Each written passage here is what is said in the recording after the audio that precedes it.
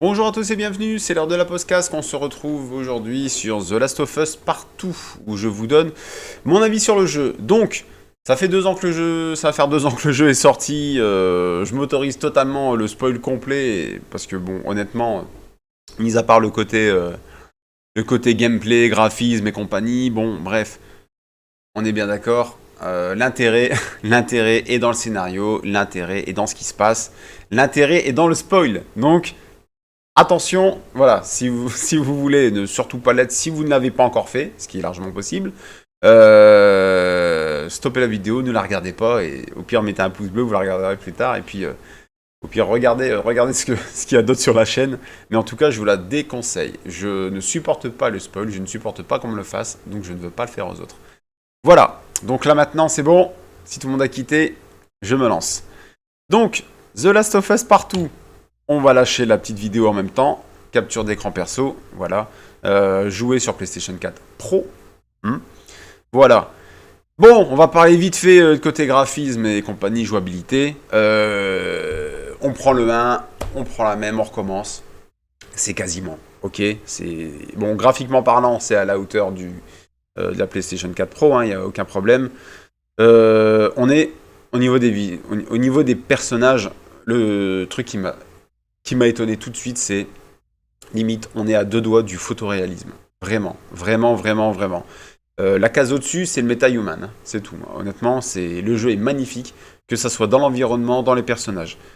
Le gameplay, eh ben, je sais pas ce que vous en pensez, mais le gameplay, je l'ai trouvé plus libre, plus fluide, plus aéré. Voilà, les mouvements, tout ça, moins statique que par rapport au précédent. Et ça fait du bien, ça fait du bien. Franchement, voilà, on n'a pas peur de... Bon, parce que The Last of Us, bon, reste quand même, certes, un jeu d'horreur et tout, mais quand même une grosse dose, une grosse phase d'infiltration. Ça, faut pas se mentir. Et voilà, le fait que les mouvements soient plus libres, tout ça, ça nous permet vraiment... Ça nous donne une efficacité supplémentaire. Ça, c'est clair. Au niveau des armes choisies, on est très content. Il y en a pas mal, il y en a pour tous les goûts. Bon, allez, on va rentrer dedans. Parce que là, de toute façon, vous le voyez à l'écran. La nouveauté majeure, The Last of Us Partout comprend 2 parties. Certes, c'est la partie 2, mais le jeu même comprend 2 parties. Le jeu est vu de 2 points de vue différents. Donc on a le point de vue d'Ellie, voilà, où il se passe les événements, on va revenir après. Et on a une nouvelle venue, avec qui on joue très rapidement d'ailleurs, Abby.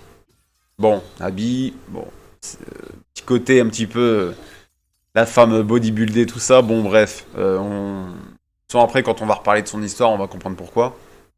Bref, donc, et surtout ça, c'est très important. 2 points de vue opposés, voilà. Là-dessus, les développeurs nous font vraiment poser des questions nous-mêmes dans notre petite tête. Ça, voilà, c'est... Et ça, je trouve ça, de leur part, grandiose. Chapeau à Naughty Dog là-dessus, c'est... Voilà. Moi qui pensais ne vivre que pendant le premier, que d'un côté et tout ça. Non, non, non. On voit bien que les points de vue se confrontent. Et au bout d'un moment donné, on sait plus vraiment pour qui... on sait plus vraiment pour qui compter, on sait plus vraiment qui quoi qu'est-ce. Enfin voilà quoi. Donc, ouais, c'est tout, hein. Donc ça commence comme ça, hein. Donc au niveau... J'hésite à en parler parce que voilà, à partir du moment où c'est lâché, c'est lâché, hein. Bon, le jeu se passe quelques années plus tard. Bon, Ellie a bien grandi, c'est plus l'enfant, c'est plus l'enfant qu'on a connu. C'est une ado. Où bon, ils vivent à Jackson, tout ça et compagnie. Tout va bien. Jusqu'au jour où,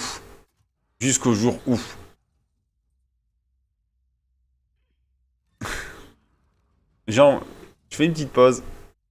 27-28 heures de jeu. 27-28 heures de jeu pour le faire. Ça, c'est ce que vous pouvez compter.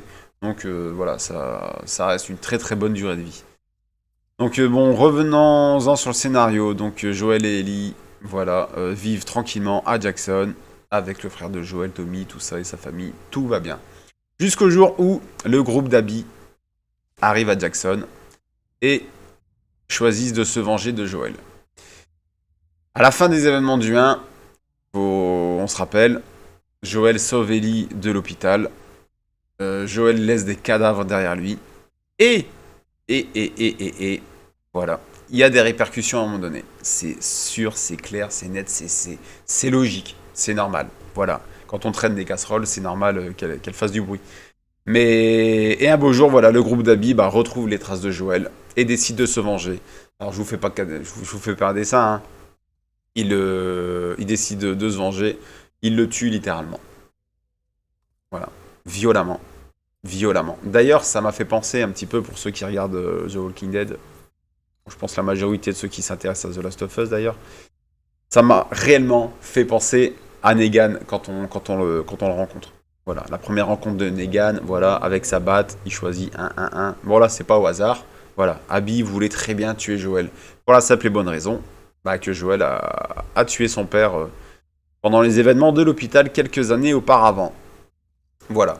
Alors ça, alors je vous le dis, j'étais en colère, j'étais en pétard, franchement, voilà. J'avais qu'une hâte, c'était d'arriver au bout du jeu pour pouvoir lui faire subir la même chose à Abby. Mais vraiment, hein, vraiment.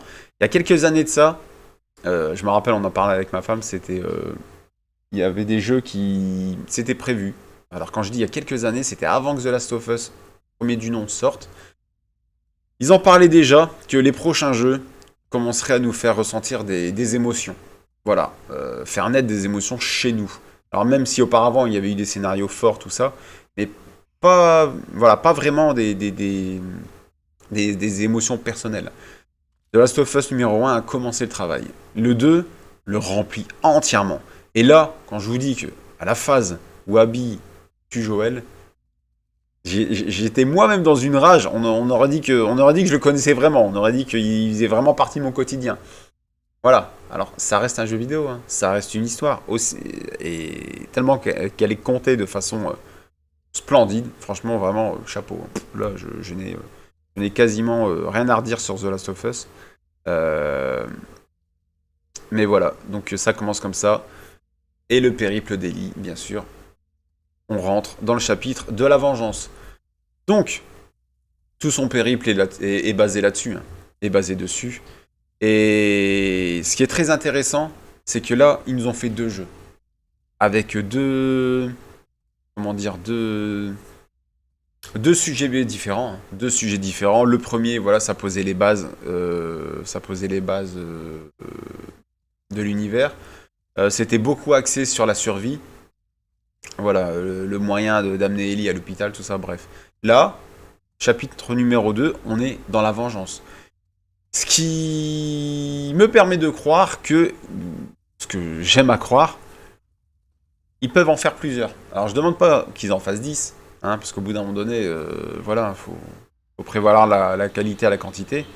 Mais en tout cas, voilà, ils ont montré qu'ils pouvaient faire un épisode sur un thème différent à chaque fois. Et ça donne envie. Ça vraiment. On va avancer juste un tout petit peu. Hop, non. Au pire, on va changer un peu de vidéo. Et voilà, donc comme je disais au début, l'histoire est contée sur 2 points de vue différents. C'est que, voilà, vous faites le scénario avec Ellie. Tac, vous avancez petit à petit dans votre vengeance jusqu'à arriver au bout, ou du moins ce qu'on croit. Enfin, du moins avant d'y arriver. On change. Et on bascule du tout au tout. Et là, on passe du point de vue d'Abby. Et là, alors au début, j'avoue, on n'est pas très content. On n'est pas très content. Merde. Alors déjà, de une, je pensais avoir fini le jeu. C'était pas le cas. Mais bon, d'un côté, tant mieux parce que ça redonne un second souffle. Mais c'est surtout pas du réchauffé. Ça, c'est bon à savoir. C'est pas du réchauffé. C'est vraiment le scénario parallèle, quoi. Voilà. On voit ce qui se passe d'un côté chez Ellie. On voit ce qui se passe chez Abby. Et petit à petit, au plus on s'enfonce dans le scénario d'Abby, eh ben elle nous attire la sympathie. Elle nous attire la sympathie. Il y a des flashbacks entre le présent, le passé, le présent, le passé. On voit des moments, je vous disais que Joel a tué son père pendant les événements de l'hôpital. on voit des moments d'elle avec son père auparavant, des années avant. Alors là, on retrouve une Abby qui est pas, alors, physiquement pareil, pas pareil, au contraire. Voilà, une fille, une ado normale, pas bodybuildée ni rien, voilà, pas des muscles comme un homme ni rien, enfin... Bref, c'est là que je vous dis, on comprend pourquoi. Voilà, quand on voit le drame qu'elle subit derrière, et là on se dit merde, de son point de vue, elle a rien demandé à personne. Rien demandé, elle apprend qu'il y a quelqu'un qui s'appelle Joël qui vient tuer son père comme ça. Réaction basique, bah comme Ellie, la vengeance. Voilà. Abby veut se venger de Joël comme Ellie veut se venger d'Abby pour... Et c'est ça, hein. Le cercle vicieux de la vengeance, hein. Et voilà le sujet où qu'ils ont voulu taper. Et ça, je le trouve vraiment grandiose. Vraiment grandiose de leur part. Et c'est tellement bien amené. Ils ont une qualité d'écriture, c'est incroyable. Alors bien sûr, hein, je vous laisse profiter là, des environnements, tout ça, qui... Alors là, comme dans le premier, même mieux que le premier, remplit bien le rôle. Il n'y a aucun problème là-dessus. Euh, Mais voilà, donc oui, oui, oui. Et au plus on joue avec Abby, au plus on s'attire la sympathie, tout ça. Et même limite, au plus on commence à avoir de la peine pour ce qui lui arrive par rapport à ses amis, tout ça, qui tombe un à un. Et jusqu'à la confrontation totale. Mais, je disais, le cercle de la vengeance continue, continue, continue. Faut bien qu'à un moment donné, ça s'arrête. Alors dans le scénario, faut pas se mentir, Ellie s'en prend plein la tronche, Abby s'en prend plein la tronche aussi, jusqu'à arriver, jusqu'à un moment donné où Abby elle perd en... Voilà, là on va mettre en pause 2 secondes. Vous voyez, là Abby, elle est là à droite. Elle a mangé hein, jusqu'à présent, elle a mangé entre les événements qui sont passés. Faut savoir que à différents moments, voilà, elle se fout sur la tronche littéralement, hein, littéralement parlant. Euh, bon, alors c'est sûr que quand Abby a un peu plus de poids, un peu plus de masse, elle a pas trop de mal à gérer Ellie ou Ellie doit plus jouer avec les pièges et compagnie. Là, physiquement parlant, on arrive à quand même voilà, à une égalité au niveau du combat. Et voilà, moi, le combat de fin, je le trouve fort. Il est très fort en émotion parce que ça nous permet de... On se pose des questions. On se pose des questions parce qu'il faut savoir qu'à un moment donné, la traque se termine. La traque se termine, entre guillemets, par limite un match nul ou alors on arrête tout, chacun part de son côté. Mais non. Mais non, parce qu'après, hop, on relance une dernière fois. Et ça, c'est la capacité de... On croit que... Non, on relance. Voilà, ils nous le font plusieurs fois dans le jeu. Et ça, c'est top. Et pendant la dernière partie, faut savoir que Abby se fait capturer. Et là, alors là pendant la capture, elle s'en prend plein la tronche. Et de toute façon, voilà, elle est plus en très grande forme. Et là, le dernier combat entre elles, où elles sont ni l'une ni l'autre est en bien grande forme, parce que, voilà, elles se sont battues avec d'autres ennemis, tout ça, chacune de leur côté, même ensemble, tout ça, enfin bref. Et il faut bien s'échapper, quoi. Donc à un moment donné, contre toute attente, la seule qui va sauver Abby, c'est Ellie. C'est la même qui voulait sa mort. Et malgré tout, au moment où il faut prendre chacun sa route, non. On voit qu'il y a Ellie qui n'arrive pas à passer tout ça parce que, voilà, faut vraiment prendre en compte, hein. La mort de Joël, pour elle, c'est un vrai traumatisme. Et ça c'est pareil, les flashs qui nous sont mis à l'écran, ça fait le travail, quoi. Ça fait vraiment le travail. On ressent. Limite, on ressent ce qu'elle ressent. C'est ça que j'insiste, hein. C'est fort, hein. Voilà. Et c'est bien joué de leur part. Et c'est très bien joué de leur part. Donc là, vous voyez, voilà. Donc vous profitez du dernier combat, hein. Je vous avais dit que spoil assuré, hein, ça c'est clair. Mais ça, par contre, le sujet traité, j'avais vraiment envie d'en parler. Euh, Parce que, mis à part, comme j'ai dit, le côté graphisme qui est magnifique, le côté jouabilité qui est très très bien, qui est très à l'aise, la durée de vie, y a rien à redire. Non. Le sujet apporté, c'est ça. C'est ça le fond du jeu. Et c'est ça vraiment le fond à traiter. Donc franchement, moi, encore une fois, je l'ai trouvé grandiose. Le fait que dans le scénario, il s'arrange pour qu'Abby soit, entre guillemets, à armes égales avec Ellie, Ça nous permet d'avoir un combat comme ça, réaliste. Bon, même si elles sont blessées de tous les côtés ni rien. Mais au moins, voilà, ça nous permet ça. Et ça, c'est... Et ça, c'est... Ça, c'est... Je le répète, hein, ça, c'est vraiment grandiose. Donc voilà, donc au fur et à mesure, comme je disais tout à l'heure, le cercle vicieux de la vengeance. Faut bien que ça s'arrête à un moment donné. On va avancer. Et après... Et voilà. Et puis, on voit que... Alors là, on voit, hein, on lit la rage, le soulagement entre les deux. On sait pas.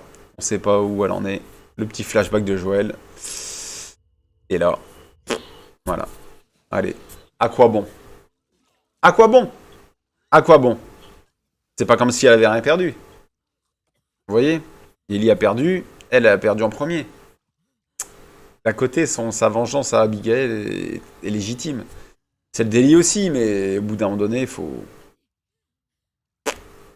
stopper, faut couper. Et ça, je trouve que ça nous apporte une très leçon de vie. Une très grosse leçon de vie, parce que ça, le côté vengeance et compagnie, ça, dans la vie, on le retrouve trop souvent. Voilà, faut pas se mentir, hein. Le jeu vidéo reste un art. Et dans tous les arts, on a toujours essayé d'influencer, on a toujours essayé de laisser de passer des messages. Que ce soit dans les livres, dans les films, maintenant les jeux vidéo. C'est normal, c'est normal. Ce sont faits par des auteurs. Les auteurs s'expriment, ils donnent leur ressenti et ils passent leur message. Et je trouve que The Last of Us Partout délivre un très très beau message, en plus de délivrer un très très beau jeu.